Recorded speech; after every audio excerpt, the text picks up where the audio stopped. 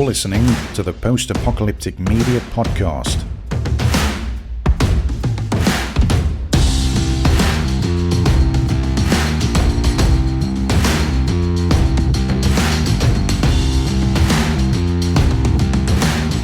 Hey everyone, welcome back to the 68th episode of the Post-Apocalyptic Media Podcast. I'm your host, Shawn, senior editor at post-apocalyptic.com, and today I have a very special guest joining me, the author of a few books about a very unique topic, which is baseball and the apocalypse. And that is Mr. Gary Morgenstein. How are you doing, Gary? I'm doing fine. Thank you, Shawn. Nice to be on the show. Hi, everyone. Yeah, it's great to have you on here. We've been talking a little bit back and forth, and I just find the whole idea amazing and intriguing, because I've never seen a book about that's so heavily into baseball and also so heavily into the apocalypse at the same time. So do you want to tell us a little bit about this series? Yes, it's a trilogy. Okay. The first two books, A Mound over Hell and A Fastball for Freedom, which have been called 1984 meets Shoeless Joe. They begin in 2098, after America and the West has lost World War III to the Islamic Empire. And America is surrounded. We lost 17 million in the war. Manhattan was hit by a chemical attack. Washington and Los Angeles were nuked. And we're now governed by an enigmatic entity called the family, who is led by the elderly grandma. And there's a system of government called the cousins. And then the society is governed on individual responsibility. It's governed on real relationships. For example, social media is outlawed under the anti-narcissism rules. And the thinking of that is that, for example, on Facebook, you have 1,000 friends. They're not really your friends. Guess what? So in this society, you have individual responsibility. You're not going to be prone to influences. You're not going to have fake relationships. You're not going to live in silos. It's also politically correct. So the notion of gay, straight, I'll mess up by not checking a box. So don't let me go any further, but you get the idea. It doesn't matter who you are or what you are, just the kind of person you are, to paraphrase Dr. King, the content of your character. So religion, for example, is banned. Patriotism is banned. And things like opinion journalism are banned under the anti-parasite laws, along with entertainment, banks. And so it's a new society trying a new democracy has failed, capitalism has failed. And into this comes baseball. And baseball represents the old America. Baseball represents the America of the great world power, of democracy, of freedom. And baseball during World War III pushed to prosecute the war more ferociously. And during the 2065 World Series at Yankee Stadium between the Yankees and the Cubs, in the seventh game, the Miners, which was a radical group supported by many baseball players, launched an attack to take out the government and seize power, and they failed. So baseball was punished. All baseball memorabilia was outlawed. It was akin to treason. The Hall of Fame was burnt down. Every ballpark was destroyed except Yankee Stadium, which became Amazon Stadium. And as the novel opens, Puppy Nedick is the baseball historian, which is not exactly a thriving job, because 2098 is the final baseball season between these two haphazard teams called the Bronx Hawks and the Bronx Falcons. And there's really no baseball players to speak of. The holograms run the bases for out of shape players. The umpires are all robots, and Amazon Stadium has been left as punishment as it was after the attack. So half the scoreboard is gone. There's skeletons in the aisles. It's holes in the stadium, debris from missile attacks. And it looks like it's over for baseball, and over for what was represented by the link to an America, a clean slate once and for all. And then Puppy, on his 39th birthday, drinks way too much bourbon with his best friends. And when he wakes up the next morning, there's this smelly old guy lying on his floor. Puppy said, well, yeah, this is really just really what I need now. I'm losing my job and everything, and now I've got this. And the guy insists he's Mickey Mantle. Oh. Yes, really? Really? You guys, please. But he feels bad for him, and he takes him in. And a few days later, a courtly Southern gentleman shows up, and he says, I'm Ty Cobb. Huh. And then from the future, from the 2050s and 60s, comes one of baseball's greatest players ever, a woman, Mushy Lopez. And together, they lead a renaissance of baseball. But baseball becomes a pawn between those who want peace with the Islamic Empire on both sides and those who want to finish the job once and for all, either way, and start World War IV. Wow. I like that. That's so I had a question when I was listening to you talk, and it made me think of this. You wrote this book, this original book, book one in 2018? Was it? Yes. Yeah. So, I mean, yes. What did you think when you saw what was happening last year with stadiums, when they were filling them with cardboard cutouts and things like that? Were you like, this is happening, or well, what? I felt a little prophetic. Yeah. You talk about dystopian. I think what we all went through also with COVID. Yeah. Living through dystopia, living through that sort of fear. And my book very much talks about that ultimately through the three arcs. It's about faith. It's about not religious faith. Mm-hmm. I believe in God, but the book is not about that. But Mm-hmm. faith in ourselves and faith in each other. And I think when you write dystopian fiction, I think that the greatest mistake a writer could make is that you try to be predictive. You end up dating yourself. And I think that's very wrong. That's you're going right down the rabbit hole. If you're reading a book, everyone out there, they're all dystopian literature fans. You're reading a book, you expect me as the writer to create a new world. And nowhere in my world do I reference contemporary politics, contemporary politicians. Only the vaguest references to certain baseball players, because you really could not ignore the fact that Mike Trout's going to end up in the Hall of Fame. Okay, I mean, he's going to be remembered as a great player. But you have to create your own rules. Yeah, and they have to be justified by the terms of that society. So, like I said, social media is banned not because of issues with Mark Zuckerberg or big tech, but because of the nature of that society. The three most revered professions in this America are doctors, teachers, and cops. And that's because if any of them go bad, it's lights out. Yeah. And so the police, they're broken down into blue shirts, the patrolmen, and brown hats, the detectives. Now, when you create your own rules, you are limited by your own rules. So there's a sub story where they're trying to hunt some people down. This is not, the typical, television cop where you just throw someone against the wall and you break the rules. You must ask permission for cooperation. So you have to devise new ways to sort out that story, which is what the reader wants. Or else the reader will say, oh, come on, you took the easy way out. For example, one of my main characters gets pregnant. So when that happened, I thought, okay, well, she'll get an abortion. And they thought, no, there would not be abortion, not because of any religious feeling, because there's no religion. And it's because as I said, we lost 17 million, including 4 million children. So the sheer necessity of repopulating the country would say, no, you cannot kill it, do away with the fetus. Yeah. So it made it a little more difficult for me. Okay, so what do I do? But that's my job.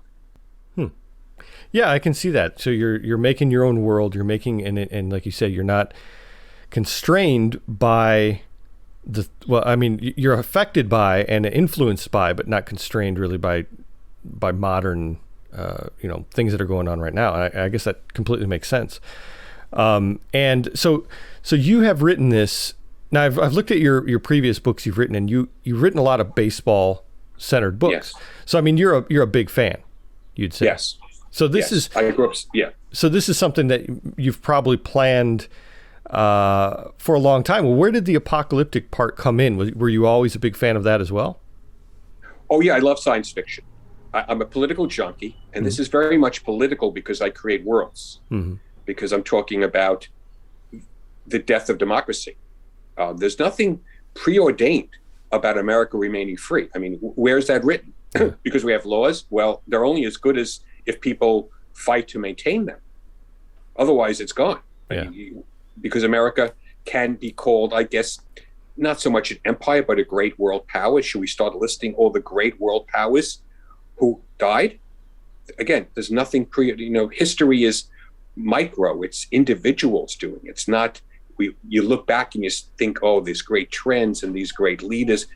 Wars are won by the men and now women in the foxholes fighting for each other. And I think, so when you write a dystopian novel, you must remember, you could have themes and you could have ideas, but ultimately it's about ordinary people caught up in extraordinary times and just trying to get by, saying, I don't know, I never wanted to be a hero. I mean, Puppy Nedick, he's the baseball historian, his best friend Zelda Jones, who's, she's a teacher, she's an artist, she's a walking train wreck.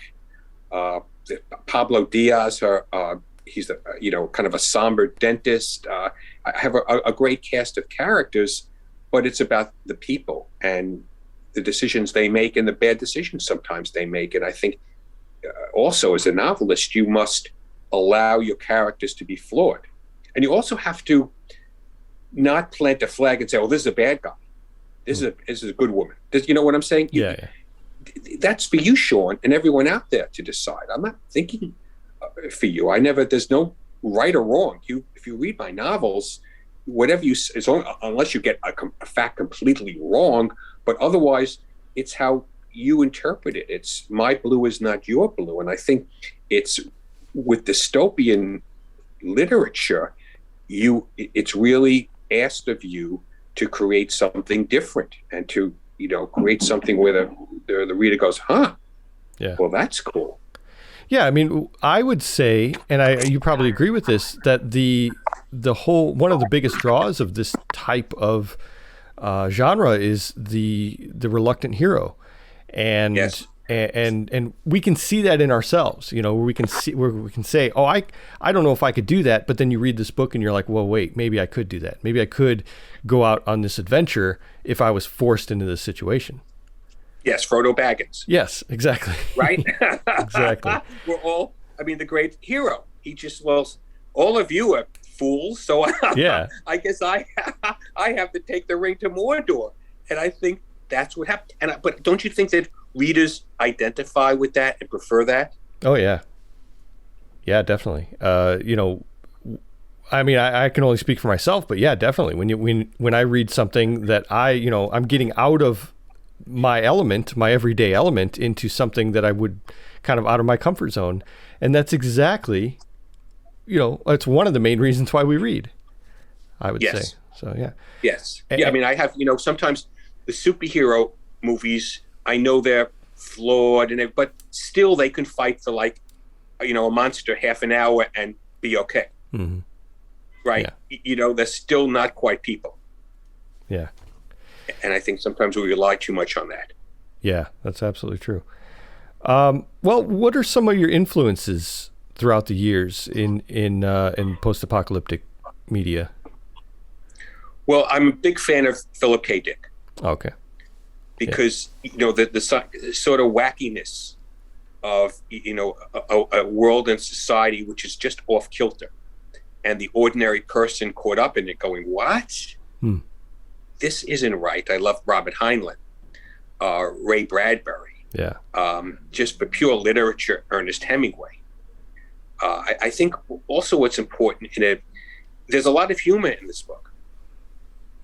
So I think when you write something, you were talking about World War III and America surrounded, and there's some really, and I'm pretty graphic, especially in the scenes that under the rule of the caliphate. I don't pull punches, nor do I pull punches in America because all the Muslims were deported. I mean, I just want to, I'm very proud that for all the reviewers and readers, only one person has accused me of Islamophobia. You know, in these times, that's pretty remarkable because I try to show respect. I research very carefully, and I try to show ultimately that we're all people. Yeah. And we somehow have to find a way that there's way more that unites us than divides us.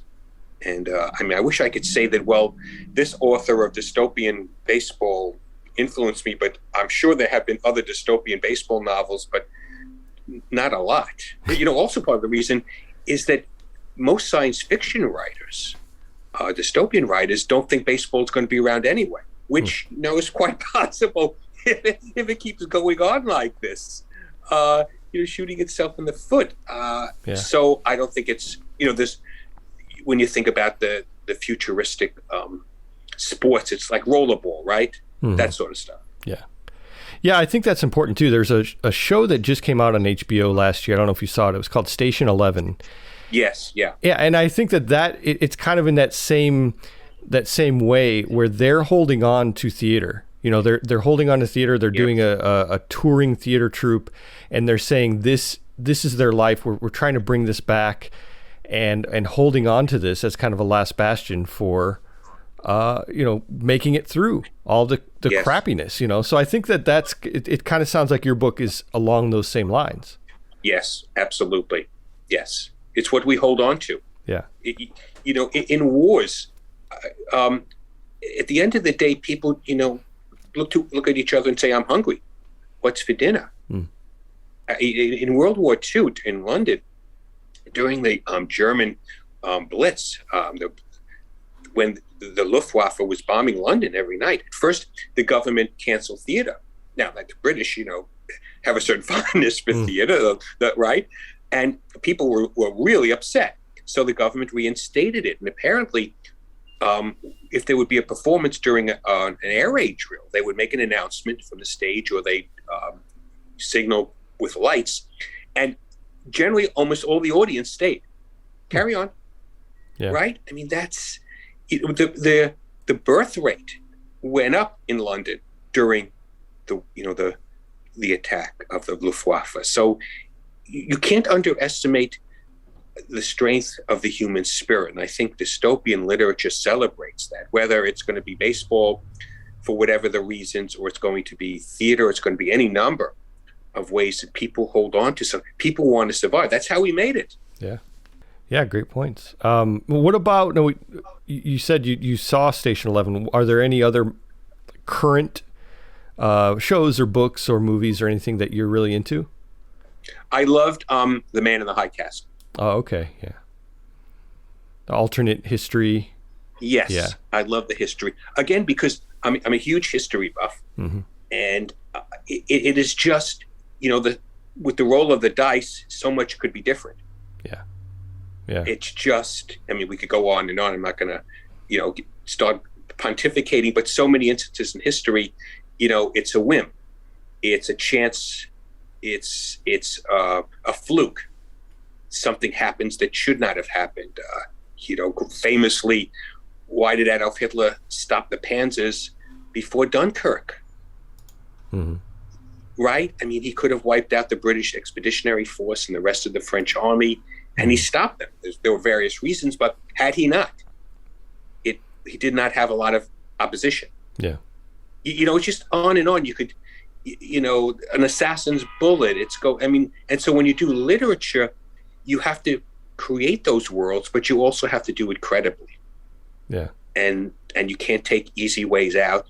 And I think it's good to explain to the reader dramatically, without, you know, boring anyone, you know, with endless details, why something is the way it is, and let them figure it out. My novel, I just dump you into it. I mean, I explain everything as we go along, but there we are, bam, bam. Baseball's, you know, opening day, baseball's last season. And I kind of prefer, instead of force feeding, I think you must respect your audience and respect their intelligence. Yeah. and the willingness to try to understand. I think I forgot who said it. It might have been Kurt Vonnegut or someone like that said, "Start your story as close to the end as possible." Yeah, interesting. Yeah, I think that's always an interesting saying. He was wonderful, Kurt Vonnegut. Oh yeah, definitely. Just brilliant. You want to start and to grab your reader right away. Yeah. But remember, with dystopian literature, we're so force-fed now on movies with CGI that we have to remember that in literature there is no CGI. Yeah. The only CGI is in the reader's head. Yeah. And the writer's head, and you have to interconnect and draw from that. And it's I find I get a great joy out of coming up with laws. Now, there's not endless. I'm talking about a paragraph. Yeah. Or a reference. In book 2 and 3, there's more interweaving a little bit more with robots. Robots in my world in 2040, robots with faces, FBs, were banned because they were blending too much into society. So they slowly come back as inorganic life forms, but do they deserve equal rights? So this, you start playing with this notion, well, what is life? Not without being too heavy, but you see what I'm saying. Yeah. And if you can transfer consciousness, doesn't mean it's less so in a non-organic body. You should you play with stuff like that. And as a writer, sometimes I'm like, whoa, that's kind of interesting. I didn't think, that's a cool idea. And then you have a society like American, hitting the 22nd century, which begins relying too much on robots. It's, they're afraid they're getting fat and heavy. And so everything that went through with the corruption of what became, the overt corruption of democracy and elitism is reoccurring. I think Mark Twain, I believe it was, who said, history doesn't repeat itself, but it rhymes. And I think, so much resonates again and again. But you have to be, again, as I said before, if you're writing dystopian fiction, there's no Donald Trump mentioned. There's no Joe Biden or, on and on, because I have to create my own world. But seeing how my world in 2098 happened, you can trace back, for example, and see certain things that happened today and how that might have influenced it, but I don't overtly come right out and say it. For example, there's no patriotism. We could see that. Yeah. No one, in 2098, no one sings the national anthem or God Bless America because they feel it was warmongering, which got us to this part. And that's quite a step from where we were in 2001. After 9/11, it was pretty much, we had an influx of patriotism, and then, and who would have ever thought 20 years later, where we are now. And then, so like you're saying, in 2098, it gets even worse. Yes. Yeah. Yes. And our soldiers are not equipped to fight. In fact, in book 2, in A Fastball for Freedom, we see POWs, American POWs, abandoned in the caliphate. Just abandoned. Because there's almost a shame that they lost, which, without saying it, happened during the Vietnam War. Yeah. It was like, oh, we actually lost a war. What? Don't remind us. Yeah. You can, I guess, if you thought up all the storylines in the Bible, the ancient Greeks, and of course Shakespeare, they're pretty much all taken. Yeah. Right? Yeah. We're just vamping now. We're just putting things together. Yeah, baseball dystopia is, kind of unique, but it's still at the end of the day about people's relationships and their friendships and their uncommon bravery and their need to be free. Yeah, it's about the characters now. Yes, it does up the character. And, I know it sounds terribly precious as you've had writers on your show and people out there I've heard, well, the characters take over. And I don't really know how to clinically explain that. I mean, writing is sort of a mental illness. Really, I have more than 20 characters running around in my head talking to me and each other. Now, if I wasn't a writer, how many meds could I get for a prescription if I talked, right? Yeah. I mean, come on, it's like, right, okay, put your arms there for the straitjacket. Yeah. But when you write a scene, it's the most extraordinary feeling in the world, and you set out, you have something in your head. Okay, this is what the scene's about, because you need to have some idea what the scene's about before you go in. Mm-hmm. And then suddenly it's not what you anticipated. Or you write a scene and the character's like, you're a schmuck. Do you really think I do that? I say, well, no, fine, sorry. Because you've got to listen to them, because they do possess you. And I know they're my characters, but then again, I often felt that there's like a portal. There's something odd opening somewhere, and it just feeds into your head somewhere. And then no one's ever really explained the creative process to my satisfaction. There's been things written about writing, and so many of them are rubbish, other than the fact that you have to write every day. Yeah. And be prepared to. It's hard work. It's really hard, because if you're writing novels, you're writing against yourself. There's no one to blame. I write plays, so I can always say, oh, well, the director really messed up, or that actor dropped a line. The novel's good or bad, that's my name on it. Yeah. And every day you look at the blank page and you go, oh no, what if it's ending today? What if that's it? It's all dried up. Philip Roth said something really useful for all writers out there. He said, don't write yourself into exhaustion. Save a paragraph for the next day to get you going. Yeah. Which I think is really, really smart. He knew a little bit about writing. Yeah. Just a little bit. Yeah. So these characters, you say you have, 20 some in your head. Are any of them based on people you know? Not really. It's really not, which I've been, heartened by and a little unnerved by, but because how many more are up there waiting to pop out? I mean, I can only, order so much red wine. But really, no, I don't, honestly, writing this novel, I mean, it started almost 7 years ago, May 2015. My wife and I were having Sunday breakfast, listening to the Beatles, eating everything bagels with a schmear. And I don't know if anyone out there doesn't know what that means. That means it's a bagel with a lot of cream cheese. Mm-hmm. And it popped into my head, what about a dystopian novel with America led by someone named Grandma, and baseball begins its final season ever? I thought, wow, it's kind of a cool idea. And there we were. And it's from there, it just flowed. And then, of course, you need a story. And it's always interesting. I mean, when I first started writing it, I thought, okay, old baseball players are coming back, but which ones? And at first I had Reggie Jackson, and he was boring. Now, I'm sure Reggie Jackson's a very interesting person, but he was boring. And I thought, well, I need baseball players who come to this society and are going to be jolted. For example, Mickey Mantle, like women. I'll tell you a quick story. My first wife was a big fan of Billy Martin. Remember Billy Martin, the Yankee manager? Anyway, we got invited. Yeah. We got invited to a press conference, and Mickey Mantle was there. I was introducing the Yankee announcers for the 1985-86 season. Wow.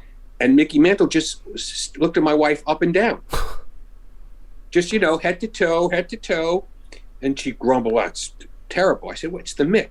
That's what the Mick, chill a little bit. He didn't grab, squeeze your bottom. Okay, but that's the Mick. Uh-huh. And so Mickey Mantle coming to a almost 22nd century world, and he can't look at women like that. Yeah. Or Ty Cobb, not the most enlightened person when it came to race or religion. And so in this world, this is America in, the 22nd century. Most people are diverse. In fact, almost all my main characters are diverse. As I write it, it doesn't matter. As I said, it whatever color back there, it doesn't really matter to me. Mm-hmm. But Ty Cobb, looks around and says, where are all the white people? Well, and then he's on the subway and he sees, a couple women holding hands, and he's like horrified. What? Yeah. So I needed that, but also because so central to the story is baseball going back to its roots, and Cobb and Manta represented that America, that baseball America, who will try to bring it back. So we don't have 7-inning doubleheaders and all this insanity that runners on second base and people actually steal a base or learn to steal a base, hit and run. Yeah. Okay, so you have, you have Mound Over Hell, the first one, A Fastball for Freedom is the second one. What's the third one called? Well, I'm finishing it now. It'll be called A Dugout to Peace. Okay. So I was going to say, I only saw 2 on Amazon, so that makes sense. So you have that third one in the works. Yes. Okay. Yes. And do you have the end of the month? So the end of the month it should be out? Well, no, I should be finished. Then it could take a couple of years. Okay. But these two, if you start with The Mound Over Hell and go to Fastball for Freedom, that'll keep you busy. They're each like about 500 pages. Oh, I write long books. You get your money's worth. Yeah.